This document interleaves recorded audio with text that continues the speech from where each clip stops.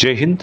एक महत्वपूर्ण खबर के साथ, और यहाँ जो खबर है रिजर्व बैंक ऑफ इंडिया की तरफ से एक सर्कुलर जारी किया गया है और जिसमें कहा गया है कि यदि पेंशन में देरी होती है बैंक की तरफ से तो बैंक आपको देगा 8% ब्याज। आरबीआई का ये नया नियम है।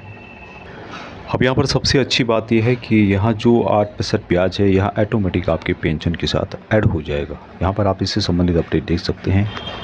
पेंशन को लेकर के भारतीय रिजर्व बैंक ने हाल ही में बैंकों को एक कड़ा निर्देश जारी किया है, जिसमें कहा गया है कि अगर केंद्र और राज्य कर्मचारियों के पेंशन में किसी तरह की देरी होती है तो जिम्मेदार बैंक को सालाना 8% ब्याज का भुगतान करना जरूरी होगा।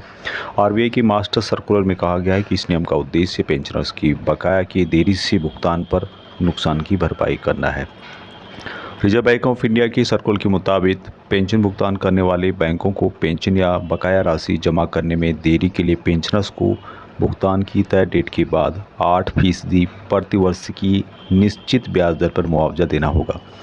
सर्कुलर में यह भी स्पष्ट किया गया कि मुआवजा पेंशनर्स से किसी भी दावे की आवश्यकता के बिना ऑटोमेटिक दिया जाएगा।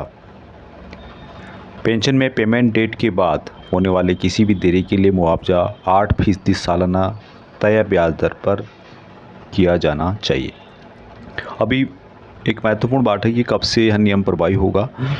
ब्याज उसी दिन पेंशनभोगी के खाते में जमा कर दिया जाएगा जिस दिन बैंक संशोधित पेंशन या पेंशन बकाया को प्रोसेस करेगा।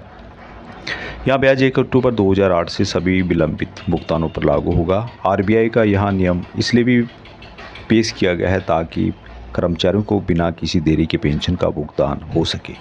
बैंकों को निर्देश दिया गया है कि वे आरबीआई के निर्देशों का इंतजार किए बिना पेंशन भुगतान पूरा करें।